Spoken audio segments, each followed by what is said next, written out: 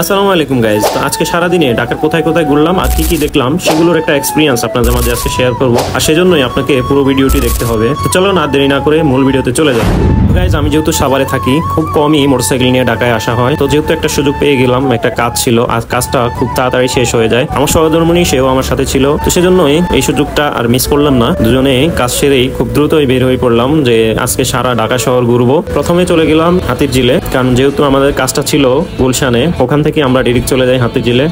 হাতিরঝিল অনেকদিন পরে গেলাম, খুবই ভালো লাগছে। হাতিরঝিল অনেক আগে থেকে অনেক ডেভেলপ হয়েছে এবং জায়গাটা অনেক সুন্দর। হাতিরঝিলে এখনো যারা আসেন নাই অবশ্যই একবার হলো ভিজিট করবেন, জায়গাটা আসলেই অসাধারণ। হাতিরঝিল ঘুরতে ঘুরতে আমাদের লাঞ্চের সময় হয়ে যায়। আমরা ওখান থেকে খাওয়া দাওয়া করে আমার ওয়াইফ বলতেছিল যে ঢাকা বিশ্ববিদ্যালয়ে যাবে, আমি বললাম ঠিক আছে তাহলে চলো। তো ওখান থেকে ডিরেক্ট আমরা চলে যাই ঢাকা বিশ্ববিদ্যালয়ে। ঢাকা বিশ্ববিদ্যালয়ে গিয়ে অনেক ঘোরাঘুরি করলাম। মজার ব্যাপার হচ্ছে আমি কার্জন হল চিনতেছিলাম না, অর্থাৎ মানে খুঁজে পাচ্ছিলাম না। মগবাজার থেকে গেছিলাম, সেজন্য আসলে ওরকম ভাবে বুঝে উঠতেছিলাম না যে কোন সাইডে গিয়ে আমরা কার্জন হলে সরাসরি ঢুকবো। বাট অনেকক্ষণ ঘোরাঘুরির পরে কার্জন হলে ফাইনালি গেলাম। গিয়ে ওখানে অনেক ঘোরাঘুরি করলাম। ঢাকা ইউনিভার্সিটি স্টুডেন্টরা ভিতরে ক্লাস করতেছিল, আমরা ওখানেও ঘুরে দেখলাম। ওভারঅল আজকের ট্যুরটা অনেক ভালো ছিল এবং মাঝে মধ্যে নিজেকে স্থির রাখার জন্য এরকম ট্যুর মাঝে মধ্যেই দেওয়া দরকার আমি মনে করি। তো আজকে আবহাওয়াটাও বলতে হবে যে অনেক স্থির ছিল এবং গরম ছিল না তেমন, আমাদের জন্য পারফেক্ট একটা ওয়েদার ছিল ঘোরাঘুরি করার। ঢাকা বিশ্ববিদ্যালয়ে ঘোরাঘুরি শেষ, তো আমাদের তো যেতে হবে সাভারে। তো সেজন্য আমরা ধানমন্ডি হয়ে আবার চলে আসলাম মানিক মিয়া এভিনিউ,